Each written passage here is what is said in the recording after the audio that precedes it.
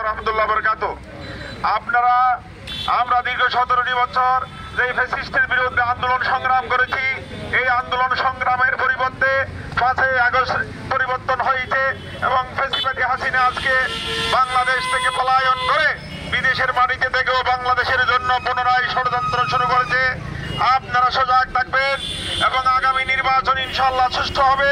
নির্বাচনের মাধ্যমে আমি আপনাদেরকে অনুরোধ জানাবো, ধানের শীষ মার্কায় আমাদের মা, আত্মীয় স্বজন, হালা যারা আব্বা যারা আছেন সকল ভাই বোনদের আমি অনুরোধ করছি, সবাই এবং সবাইকে বলবে আগামী যে নির্বাচন হবে এই নির্বাচনে ধানের শীষের মার্কায় ভোট দিয়ে বাংলাদেশ জাতীয়তাবাদী দলের পক্ষে রায় দিবে এবং বাংলাদেশের গণতন্ত্রকে পুনরায় উদ্ধার করতে হবে। এই বাংলাদেশের মাটিতে আপনাদের ভোট আপনারাই দিবেন।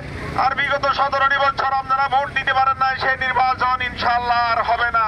সামনের নির্বাচন আমরা ইনশাআল্লাহ সুশৃঙ্খল ভাবে হবে। আপনারা সবাই উপস্থিত হয়ে বাংলাদেশ জাতীয়তাবাদী দলের হাতকে শক্তিশালী করবেন। ধানের শীষে ভোট দিয়ে আমাদের শহীদ রাষ্ট্রপতি জিয়াউর রহমান আত্মার তৃপ্তি এবং সবার দোয়া কামনা করে আমি আমার সংক্ষিপ্ত বক্তব্য এখানে শেষ করছি। খোদা হাফেজ। বাংলাদেশ জিন্দাবাদ। শহীদ রাষ্ট্রপতি জিয়াউর রহমান অমর হোক।